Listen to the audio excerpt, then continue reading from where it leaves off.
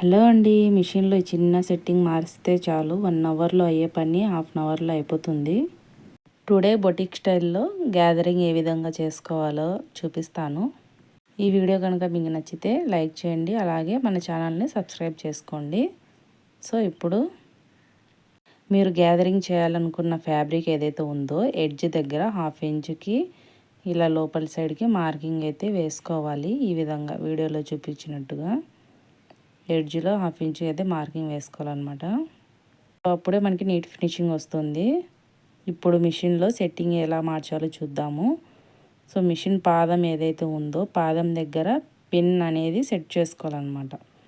So pin అనేది మనము పాదం ఏదైతే ఉందో పాదం దగ్గర ఇలా పాదం కింది కానీ గ్యాప్లో పిన్ అనేది పెట్టాలన్నమాట. మనం చూడండి ఇలా పాదాన్ని కింద కానీ ఆ గ్యాప్లో మనం పిన్ అనేది పెట్టుకోవాలి. ఫస్ట్ చేంజ్ అయితే ఇదేనమాట.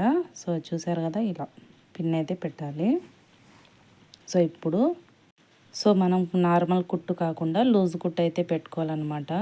చూసారు కదా, ఇలా లూజ్ కుట్టు మీద కుట్టుకుంటూ వెళ్ళాలి. ఇలా దూరం కుట్టు పెట్టిన తర్వాత ఫ్యాబ్రిక్ అనేది పాదం కింద పెట్టి ఇలా స్ట్రైట్గా కుట్టుకుంటూ వెళ్ళాలన్నమాట. సో ఇక్కడ ఇంకో టిప్ అయితే చెప్తాను. బ్యాక్ సైడ్ మనము ఫింగర్ని పెట్టి ఇలా స్టిచ్ వేసుకుంటూ వస్తే మనకు ఫ్రిల్స్ అనేటివి దగ్గర వస్తాయి అన్నమాట. చూడండి ఇలా కూడా వేసుకోవచ్చు అనమాట. చూసారు కదా, మనకి చక్కగా గ్యాదరింగ్ అనేది వచ్చింది. ఇక్కడ గ్యాదరింగ్ అనేది మనకి జార్జెట్ మీద అయితేనే బాగా వస్తుంది.